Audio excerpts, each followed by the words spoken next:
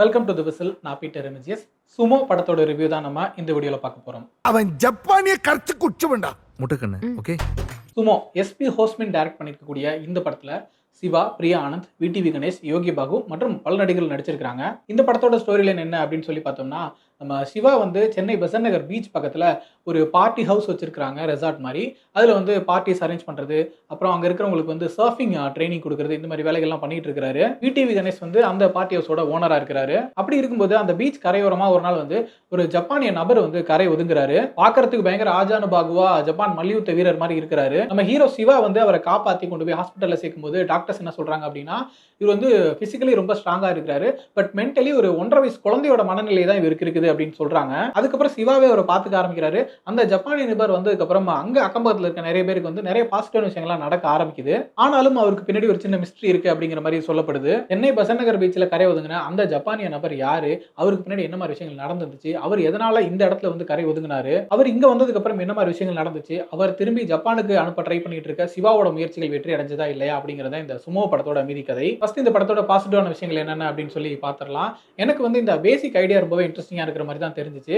சென்னை பெசன்ட் நகர் பீச்ல ஒரு business work பண்ணிட்டு இருக்கக்கூடிய ஒரு ஹீரோ அந்த இடத்துல இப்படியான ஒரு ஜப்பான் நபர் வந்து கரை ஒதுங்குறாரு, பயங்கர ஆஜானுபாகுவா இருக்கிறாரு. இவர் வந்ததுக்கு அப்புறம் நிறைய பாசிட்டிவான விஷயங்கள் நடக்குது அப்படிங்கறத யோசிக்கும் போது நமக்கு இந்த அயலான் படத்துல ஒரு ஐடியா இருந்துச்சுல்ல, ஒரு ஏலியன் வருது, அது வந்ததுக்கு அப்புறம் அங்க நிறைய பேருக்கு வந்து பாசிட்டிவான விஷயங்கள் நடக்குது அப்படிங்கிற மாதிரி, அதுக்கு ஒரு சூப்பர் பவர் இருக்குது அப்படிங்கிற மாதிரி அந்த மாதிரியான ஒரு சிமிலரான ஐடியாவே இருந்துச்சு. அது மோரோவர் அப்படி ஒரு பயங்கர ஆஜானுபாகுவா இருக்கிற ஒருத்தர் வந்து ஒரு 1.5 வயசு குழந்தையோட மனநிலையோட இருந்தா எப்படி இருக்கும் அப்படிங்கிறதுக்காக அங்க நிறைய ஃபன்னான மொமெண்ட்ஸ் எல்லாமே கிரியேட் பண்ண முடிஞ்சதுனால அந்த ஐடியா வந்து ரொம்ப இன்ட்ரெஸ்டிங்கா இருக்கிற மாதிரி இருந்துச்சு. அடுத்ததா சிவாவோட ஒன்லைனர்ஸ், அவரோட அந்த சின்ன சின்ன ஹியூமரஸான விஷயங்களா இருக்கட்டும், சின்ன சின்ன கவுண்டர்ஸா இருக்கட்டும், ஒரு சாதாரண சீனை அவரோட அந்த டயலாக் டெலிவரினால ஒரு காமெடியான சீனா மாத்துற அந்த மொமெண்ட்ஸா இருக்கட்டும், அந்த மாதிரி காமெடி ஓரளவுக்கு சிவாவோட போர்ஷன்ஸ்ல ஒர்க் அவுட் ஆயிருந்துச்சு. இன்னும் சொல்ல போனா நம்ம நிறைய இடங்கள்ல வந்து அந்த காமெடிக்காக தான் சிரிச்சோமா, இல்ல சிவா அந்த இடத்துல இருக்கிறாருன்றதுக்காக சிரிச்சோமான்னு தெரியலன்ற அளவுக்கு சிவாவை பார்த்தாலே நமக்கு சிரிப்பு வருது, அவர் என்ன பண்ணாலும் சிரிப்பு வருது அப்படிங்கிற மாதிரி தான் இருந்துச்சு. அடுத்ததா விடிவி கணேஷ், இவருமே வந்து பல இடங்கள்ல சிரிக்க வைக்கிறதுக்காக பயங்கரமா ட்ரை பண்ணியிருக்காரு. அதுலயும் ஒரு சில இடங்கள் ஒர்க் அவுட் ஆயிருக்கு. அடுத்தது அந்த ஜாப்பனீஸ் ஆக்டர் தாஷிரோ,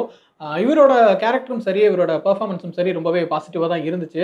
ஆள் பார்க்கறதுக்கு பயங்கரமா இருக்கிறாரு, ஆனா ஒரு சின்ன குழந்தை மாதிரி நடந்துக்கிறாரு, ஐஸ்கிரீம் கேட்கிறாரு, பேசக்கூட மாட்டேங்கிறாரு, ஏதாவது சாப்பிட்றதுக்கு கொடுத்தா மட்டும்தான் சிரிக்கிறாரு அப்படிங்கிற மாதிரியான ஒரு சின்ன கேரக்டர். அதை வந்து அவரோட ரொம்ப இன்னசென்ட்டான ஃபேஸோட ரொம்ப சூப்பராகவே பண்ணியிருக்காரு. அடுத்த பாசிட்டிவ் என்ன அப்படின்னு சொல்லி பார்த்தோம்னா, இந்த படத்தோட ஸ்கிரீன் பிளேல ஒரு சின்ன சின்ன மொமெண்ட்ஸ் இருக்கிறது கொஞ்சம் நல்லா இருந்துச்சு. இப்போ இந்த ஜாப்பனீஸ் கேரக்டர் எதனால இங்கே வந்தார் அப்படின்றதுக்காக சொல்லப்படக்கூடிய ஸ்டோரியா இருக்கட்டும், அதுக்கப்புறம் அவரோட ஃபிளாஷ்பேக்கா இருக்கட்டும், அவர் ஒரு மல்யுத்த வீரராக இருந்திருக்காரு, அவருக்கு என்ன மாதிரி பிரச்சனைகள் நடந்துச்சு, யார் அவர் இங்க அனுப்புனாங்க அப்படிங்கிற மாதிரியான கதைகளா இருக்கட்டும், திரும்ப இவர் ஜப்பான்ல கொண்டு போய் சேர்க்கறதுக்காக ஒரு போர்ஷன் நடக்குது. செகண்ட் ஹாஃப் ஃபுல்லாவே ஜப்பான்ல நடக்கிற மாதிரி தான் கொண்டு போறாங்க.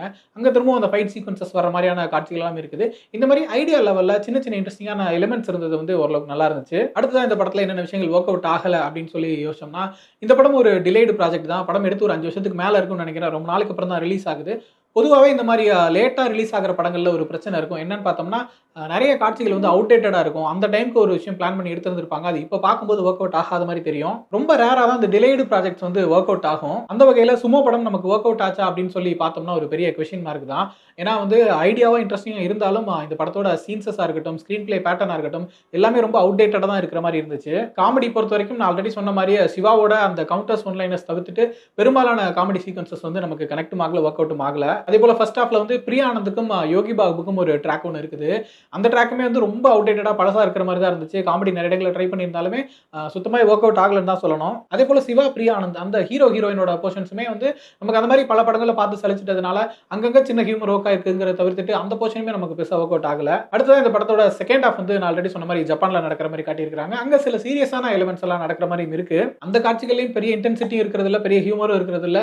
மோரோவர் அந்த காட்சிகளுமே ரொம்ப டிராமாட்டிக்கா இருக்கிற மாதிரி தான் இருந்துச்சு. ஸோ ஓவராலாவே வந்து செகண்ட் ஹாஃப் வந்து நமக்கு பெருசாக கனெக்ட் ஆகவே இல்லை. படம் முழுக்க ஐடியா லெவலில் அங்கங்க சின்ன சின்ன எலிமெண்ட்ஸ் இருந்தாலுமே அது எதுவுமே ஒரு நல்ல சீன்ஸஸாக எழுதப்பட்டதாகவும் நல்லா எடுக்கப்பட்டதாகவும் நமக்கு தோணவே இல்லை. ஸோ ஓவராலாக சுமோ படம் பார்த்தோம்னா ஐடியா லெவலில் இன்ட்ரெஸ்டிங்காக இருந்தாலும் சிவாவோட கவுண்டர்ஸ் ஒன்லைனர்ஸ் அங்கங்க ஒர்க் ஆனாலும் கம்ப்ளீட்லி என்டர்டெய்னிங்கான படமா வந்திருக்கா அப்படின்னு கேட்டோம்னா நிச்சயமா இல்லை. ஒரு பிலோ ஆவரேஜ் அப்படிங்கிற கேட்டகரியில தான் இந்த படத்தை வைக்க முடியும்னு நினைக்கிறேன். This is all about Sumo movie. நீங்க படம் பார்த்துருந்தீங்கன்னா படம் பார்த்துனா உங்களோட ஒப்பீனியன் என்ன அப்படிங்கிறத கமெண்ட்ல சொல்லுங்க.